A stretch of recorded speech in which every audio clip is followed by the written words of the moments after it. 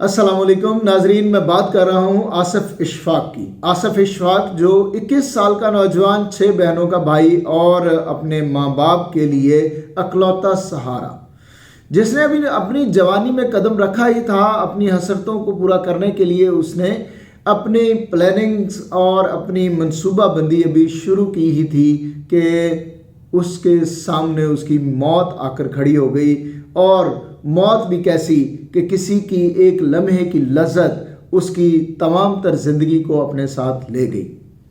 پتنگ بازی ایک جان لیوا شوق ہے اور اس پر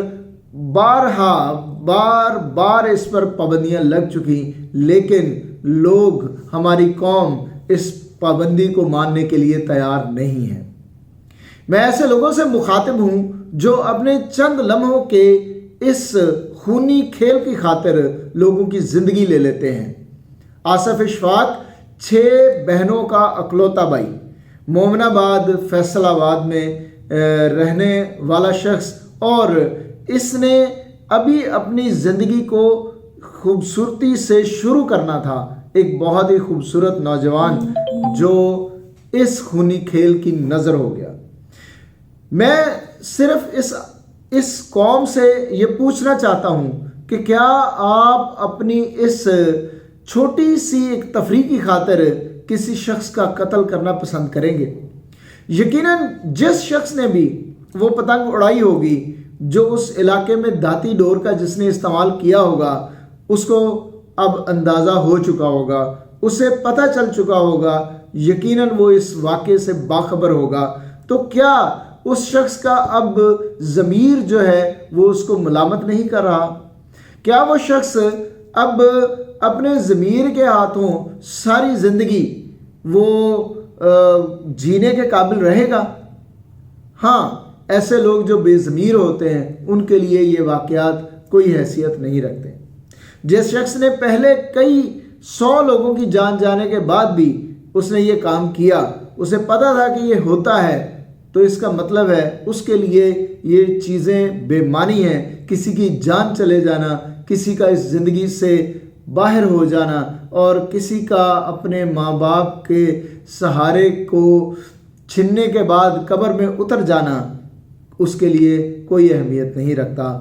میں صرف اتنا کہنا چاہوں گا کہ جس شخص نے بھی یہ ایسا کیا، اور اگر وہ آج یہ سارے واقعات دیکھ رہا ہے اور ٹیلی ویژن پر، سوشل میڈیا پر جو وہ ویڈیوز آئی ہیں اس نوجوان بچے کی، آصف اشفاق کی، ان ویڈیوز کو بھی وہ دیکھ رہا ہے، تو وہ کیسا بدقسمت انسان ہے۔ ہم کسی کے لیے انسان کو یہ بد دعا نہیں کرنی چاہیے کہ وہ اس کا خمیازہ بھگتے، لیکن میں تو یہ کہنا چاہوں گا کہ ہمیں ہر شخص کو یہ سوشل میڈیا پر کیمپین چلانی چاہیے، اس کو بد دعا دینی چاہیے، کم از کم ایک بد دعا اس کو ضرور دینی چاہیے کہ تو جو بھی ہے تو اس دنیا میں اس کا خمیازہ بھگت کے اگلی دنیا میں جا کے بھگتے، ہماری یہ بد دعا ہے۔ اور اس کے بعد ناظرین، ایک اور بہت بڑا واقعہ ہوا ہے لاہور میں۔ لاہور ایچسن کالج کے جو پرنسپل ٹامسن انہوں نے استعفیٰ دے دیا ہے، اور ان کے ریزائن دینے کی وجہ جو ہے وہ وفاقی وزراء ہے اور وفاقی وزیر فواد چیمہ صاحب، جن کی بڑی مشہوری بھی ہے، اور ہم جانتے ہیں کہ وہ رائٹ اور لیفٹ دونوں ہی ہیں۔ انہوں نے ایچسن کالج میں اپنے بچوں کی فی جو ہے اس کو معاف کروایا، یا ان کا جو فائن ہے اس کے حوالے سے، لیکن جو کوئی بھی ہیپننگ ہوتی ہے وہ کبھی بھی ایک واقعے کے ساتھ نہیں ہوتی۔ ابھی اس کے لیے جو ہے وہ عطا تارڑ صاحب نے بیان جاری کر دیا ہے کہ یہ جو ہے وہ بچے ادھر شفٹ ہو چکے تھے اسلام آباد، اور شفٹ ہونے کے بعد فواد چیمہ صاحب کی بیگم نے ان کی فی جو ہے اس کو نہ چارج کرنے کے لیے اپلیکیشن دی تھی، لیکن اس پر ریئیکشن دیتے ہوئے جو ہے ٹامسن یا ریزائن کر گئے ہیں کالج سے۔ تو ایسا نہیں ہے، بلکہ ان ساری ہیپننگز کے پیچھے انہوں نے یہ لکھا ہے اپنے ریزائن میں کہ جو کالج کے ہمارے جو قوانین تھے، جو اس کی پالیسیز تھیں، وہ میں گورنر صاحب کی انٹرفیرنس جو بار بار انٹرفیرنس کی گئی اس کی وجہ سے میں ان کو چینج نہیں کر سکتا. میں اس کالج کی جو ریپیوٹ ہے اس کو خراب نہیں کر سکتا.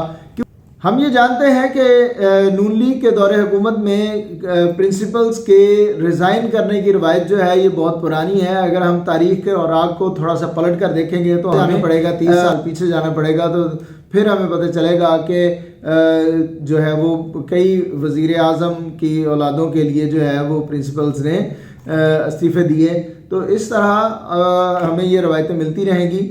لیکن ہم ٹامسن اے کو خراج تحسین پیش کرتے ہیں جنہوں نے اپنے اس کالج کی روایت, اس کی جو ایک عزت و تکریم ہے اور اس کالج کی جو ڈسپلن کو ہمیشہ ایک نظیر کے طور پر لیا جاتا ہے, انہوں نے اس کو برقرار رکھا اور انہوں نے ریزائن کر دیا.